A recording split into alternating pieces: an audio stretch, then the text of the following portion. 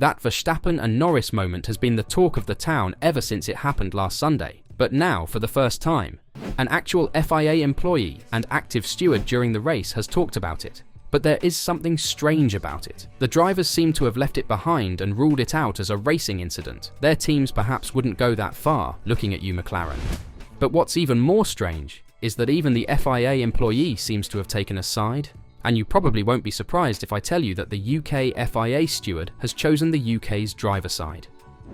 So, is the FIA acting out acts of favouritism? Are they biased after all? And what does this mean for the future? Are we about to enter a period of controversial steward decisions, creating another scandal in F1? It all started when former Formula 1 driver and current FIA driver steward Johnny Herbert revealed why Max Verstappen received a penalty in Austria, as well as the intimidation methods he may use to his advantage this week. We all know Verstappen was given that 10-second time penalty for being deemed mostly responsible for the dramatic collision with Norris in the closing stages in Austria over the weekend, and Herbert felt Norris did the right thing by staying on track leading up to turn 3. Here is where the controversial thoughts first come up. Herbert, who was one of the FIA stewards at the Austrian Grand Prix, revealed that the 10-second penalty was the most severe available at the time during the race. In addition, he feels Verstappen intimidates everybody on the track, which is an excellent strategy utilised by the sport's great champions when competing. It was Max's fault, Herbert said. He's a hard racer. He is very, very hard to beat. He intimidates everybody. That intimidation is something that Lewis, Michael Schumacher and Ayrton Senna have always done. When you come up against Max as he is driving today, there's a point if you're Lando that you have to say, I am here. I am at your side. You are trying to squeeze me off the circuit. And I am not going to move. Lando did the right thing. He did not move. He did not have to. Some people said he could have moved, but that is not how you beat Max or how you win the Grand Prix. It is the side of Max that has always been part of his armory. We haven't seen it for a while because he has been so dominant. It is interesting to see how he reacts under pressure. He did not agree with the penalty that came his way, which also included 2 points on his license. I am sure he will reflect, and once he has had time to think about it and look at the video, he will understand that that is not a situation he could into again, because it might harm his chances of winning the World Championships this year. It is good that he is under pressure for the first time in a long time. Lando and McLaren have been chipping away at it, and now you start seeing those little cracks starting to appear. Max had to go back to his hard self, which sometimes just goes over the top and gets himself into trouble. When it was put to him about Verstappen making the move deliberately, Herbert clarified, "It is deliberate, which is why I use the word intimidation where he goes to the very limits without getting himself in trouble. But he has always had this in his history." Regarding the penalty, McLaren team principal Andrea Stella had hoped for a stiffer punishment for Verstappen, considering that he did not lose any places at the checkered flag as a result of the 10 seconds added to his race time. However, as Herbert stated, that was the most they had available. "That is the hardest one that can be applied under FIA guidelines that we operate under as stewards," he said. "McLaren have said it should have been harsher, but that is the game all teams play. If someone had flipped over or been barrel rolling down the track, I don't know if that would have changed things. Forcing a driver off the circuit or causing an incident is what it came under. That was the maximum sanction we could have taken."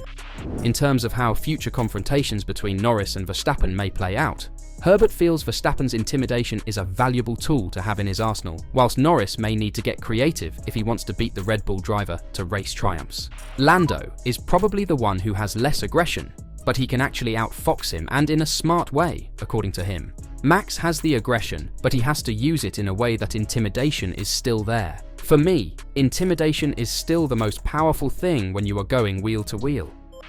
Are the FIA performing acts of favouritism? What do you think?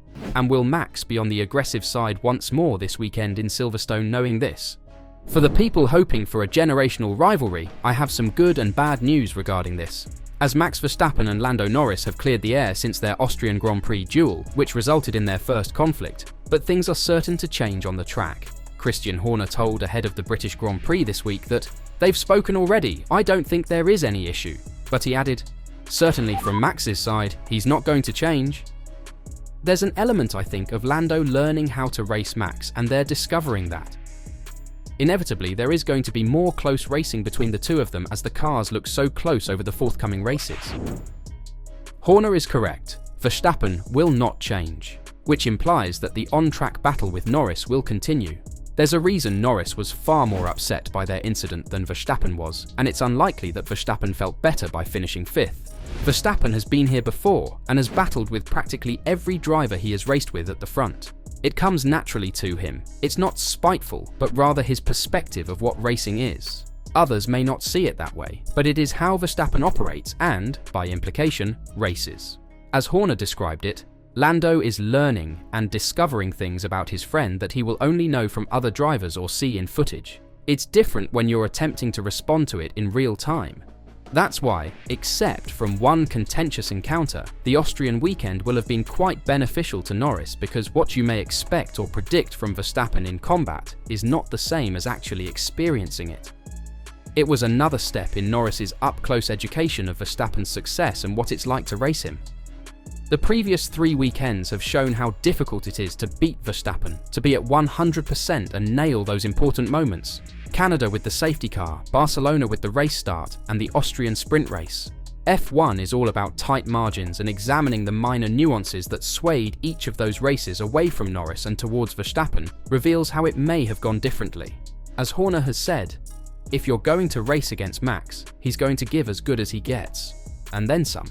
Norris experienced that for the first time in Formula 1, and while he did not succeed, he demonstrated that he would not simply stand down.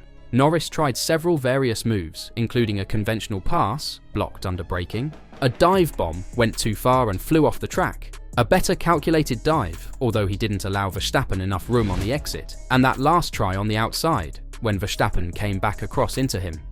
Norris stated that he had no reason to do anything differently or adjust his racing strategy with Verstappen because he had done nothing wrong, but keep in mind that he lost the fight.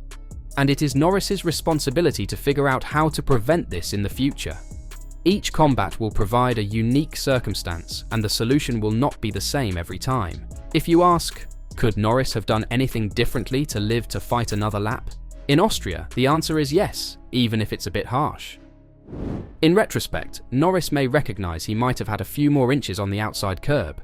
That's not to suggest he should have. Verstappen needs to allow a car's width to the track edge, which is the white line, not the curb.